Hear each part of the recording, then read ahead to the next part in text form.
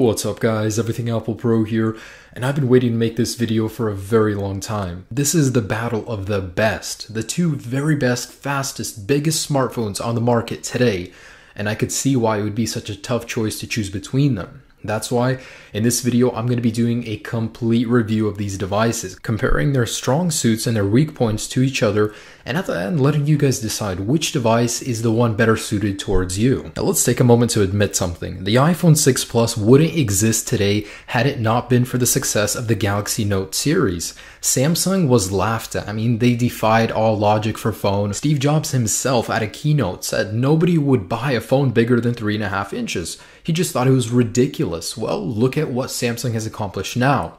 Their latest and greatest Samsung Galaxy Note 4 is just overkill. I gotta say, for a phone, oh my goodness, this thing is a monster. And the iPhone 6 Plus fills a gap that the iPhone has had for a very long time, the need for a larger display. So without any further ado, let's get started. Picking up the iPhone 6 Plus, you might be a little confused. Whoa, the iPad mini got a little bit smaller. Well, it shares aesthetics with the iPad mini and it remains a very beautiful device. As you know, Apple just loves to simplify, and then simplify again. So they decided to get rid of all those jagged edges from the iPhone 5S and give the iPhone 6 and 6 Plus a rounded, smooth appearance. It is made out of one solid piece of aluminium that's been drilled out, all the components slapped inside, and then a screen on top. It's beautiful. It's a mixture of glass and aluminium, not a single plastic piece on the design. When the original iPhone came out, it was almost a status symbol, and the iPhone 6 Plus continues that. It definitely looks like a premium, expensive phone. Samsung definitely stepped up their game with the Samsung Galaxy Note 4. Now, while the Note 3 wasn't an unattractive device, its use of plastic was just a little too much. The whole phone was made entirely of plastic, whereas the Samsung Galaxy Note 4 now has this aluminium band going around the phone, and I gotta tell you, in person, it looks absolutely gorgeous. It's beveled, so it does have a nice shine to it on the very edge, just like the iPad minis. So it's a very beautiful device. The back has a textured plastic that has a leather texture to it, and it feels even better than that of the Note 3. This phone is definitely screaming quality. I mean, I love how it looks. I love how it feels. It's completely different than the iPhone 6 Plus, but it's not worse. It's just as good. And the Galaxy Note 4 feels perfect in your hand. The edges give you something to grip, and the back is very grippy. On the other hand, the iPhone 6 Plus is so slippery. I mean, the aluminium backing is just tempting to slip out of your hand. Without a case, I wouldn't recommend you use this device, or else you'll be dropping the phone a lot. Now, as far as design goes, this is a lot to do with personal preference, but I can't find a lot wrong with either one of them. They both feel great. You can handle them easily. However, as you guys know, one-handed use is a thing of the past with these devices. They do have their own software, enhancements for one-handed use, which I'll show you, but it's just not the same as a smaller device. Both of the designs are great. I mean, it's going to come down to personal preference for you guys. The iPhone 6 Plus is very rounded, whereas the Galaxy Note 4 is jagged and sharp. That doesn't mean either of them are better than each other. It's just a lot to do with personal preference. Size-wise, they're not too far out from each other. They're roughly the same size, whereas the iPhone 6 Plus is just a little bit taller, and Galaxy Note 4 just a little bit wider. The iPhone 6 Plus is about 1.5 millimeters thinner than that of the Note 4. However, that doesn't mean it's better. The Galaxy Note 4 is more comfortable to hold without a case because it just has a little bit more thickness to it, but you slap a case on the iPhone 6 Plus and you'll be fine. Now let's take a look at displays. Nestled in the iPhone 6 Plus is a 5.5-inch IPS display with a resolution of 1920 by 1080p and a pixel density of 401. Which is considerably higher than Apple's Retina standard, which is 326. Now, the Samsung Galaxy Note 4 just takes that even higher. It's at 5.7 inches, mammoth display, Super AMOLED, and it's a 2560 by 1440p display and a 515 pixel density. That's crazy. Now, that's crazy. That's a phone with a resolution that's higher than most TVs that are out nowadays. Anyways, I want to show you the differences in terms of color. Because these phones use a completely different technology, the colors do appear different. Now, this is full brightness. It's harder to tell the difference, but when I do dim the brightness a little bit on these devices, you'll notice that the colors begin to pop more on the Samsung Galaxy Note 4.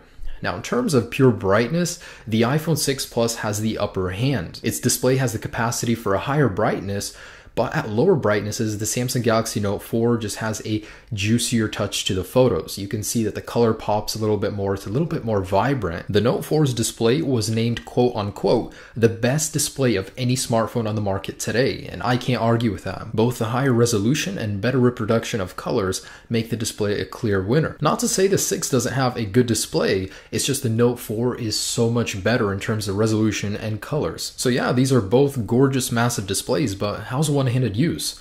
Well, on the iPhone 6 Plus, double tap the Touch ID sensor and reachability will lower the screen halfway and then you can use it. It's very limited though. If you open up an application, it just goes back to full screen and then how am I supposed to type with this? So it's very limited on the iPhone 6 Plus. I love this on the Galaxy Note 4. Swipe from the edge of the screen to the middle and then swipe back, and it will enable a one-handed use depending on which hand you are using. This is miles better than what Apple is currently offering on the 6 Plus. However, these are two-handed devices. I mean, if you want to struggle and use it with one hand, the Samsung Galaxy Note 4 definitely gives you a better software enhancement to do that. And all around, the Samsung Galaxy Note 4 has a whole bunch of software enhancements that are definitely better than the iPhone 6 Plus, and I'll show you a couple more in a little bit. So what's powering these monsters? Well, the iPhone 6 Plus uses Apple's next generation A8 chip, rated at 1.4 gigahertz, 1 gigabyte of RAM.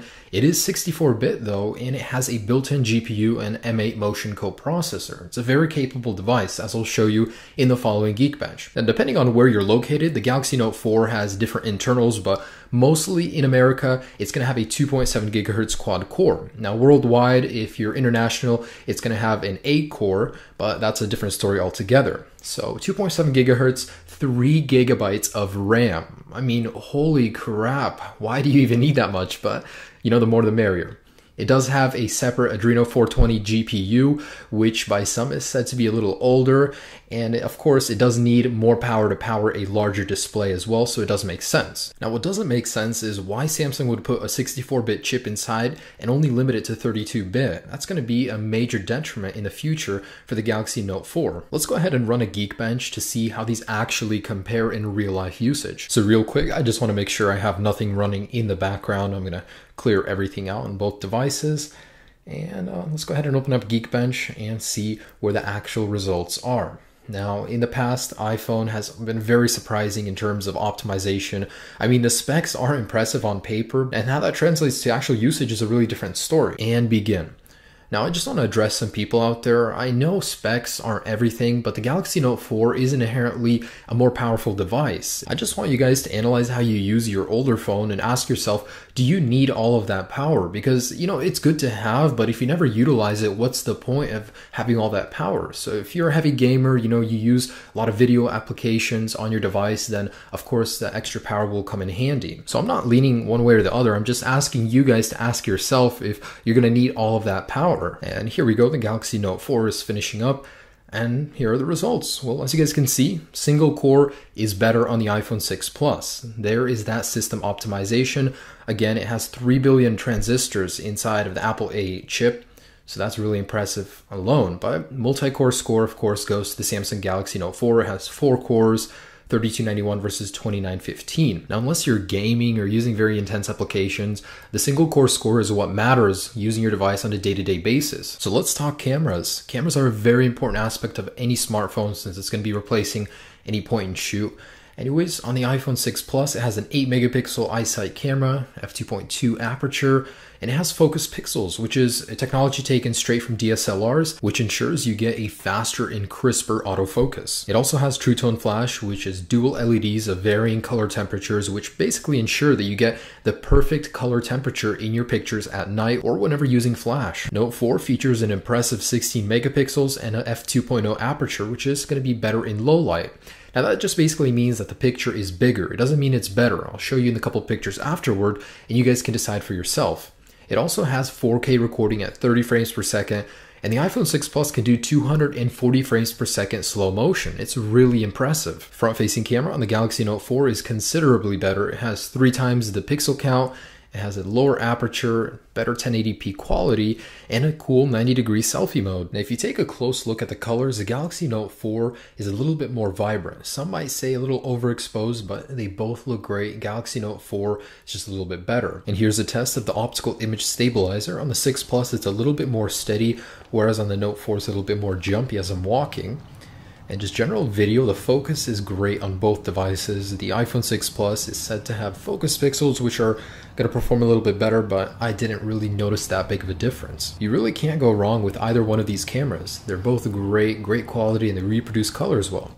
The iPhone 6 Plus has a slow motion 240 frames per second mode though, and it's just stunning. I love what kind of footage you can shoot with it. And don't forget the Note 4 can shoot at 4K 30 frames per second. Both devices have impressive battery life, but the Galaxy Note 4 has a really cool feature called Ultra Power Savings Mode, which conserves battery when it gets below a certain point, and fast charge. It'll recharge half of your battery life within 30 minutes, and that's really useful. And not to mention a user replaceable battery. If your battery dies, cool, just pop out another one and put one in. If your battery goes bad, just buy another one. I mean, they're less than $10. That's a really cool feature, so keep that in mind.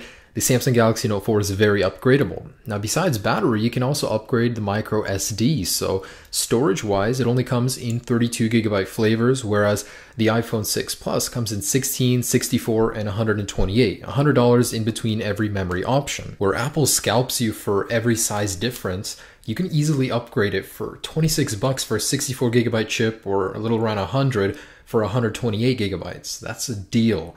Now, in terms of pricing, the iPhone 6 Plus starts at $749 for 16GB, and 16 gigs is kind of a ripoff because you're only left with usable about 11-12 gigabytes after the operating system. The price of the Note 4 varies depending on your carrier, and it starts at $699 at T-Mobile and goes up to $826 at AT&T, so average about $750. This is personally something I care about when buying a phone, is the speaker quality, and on the Galaxy Note 4, the higher it is, the more muffled it becomes, whereas on the iPhone 6 Plus, it has a very good loud range of tone. The only unfortunate thing about the iPhone 6 is the positioning of the speaker. Because it sits right there on the bottom of the device, it gets in your way when you actually play games, whereas on the Note 4, it's on the back, so it doesn't actually interrupt you when you hold it like this. So on the Note 4, speaker positioning is definitely better. So let's talk about unique features. Now, that's hard to find on the iPhone 6 Plus, I'll be honest. It's pretty much a device that's simple. Everything's there, everything works. And when a software update comes out, every device gets it.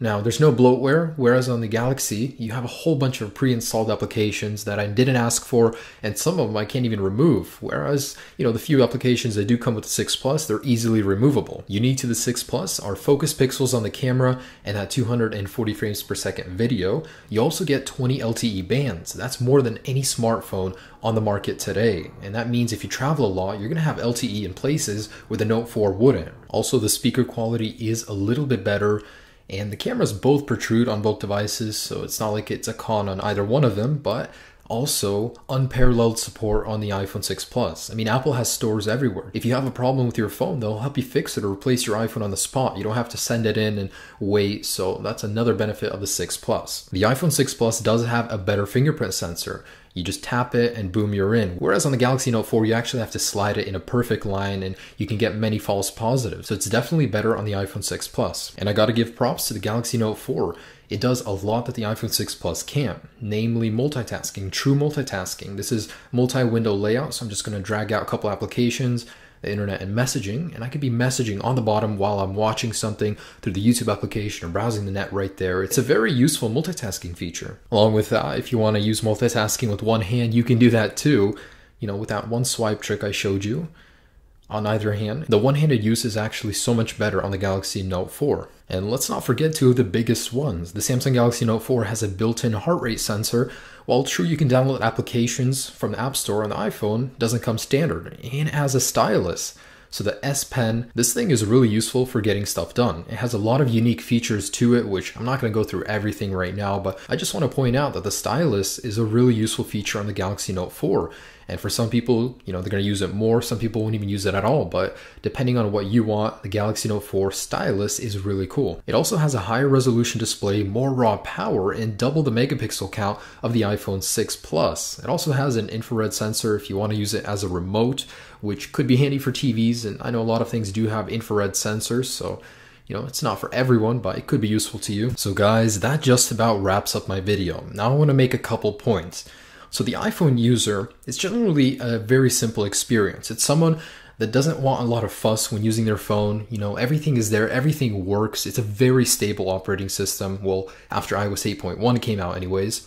As for the Android users, it's generally people that love control. You can customize almost every aspect of the device. Widgets, although Apple's playing catch up, Android is clearly the winner in terms of pure customization. So guys, that's just about it. From here, you decide which device is best for you based on everything I just presented. Of course, there's more to it than just hardware, and that's software, but oh man, some people just get so heated about Android versus iOS when really it just comes down to personal preference. Do you like simple or do you like customizability?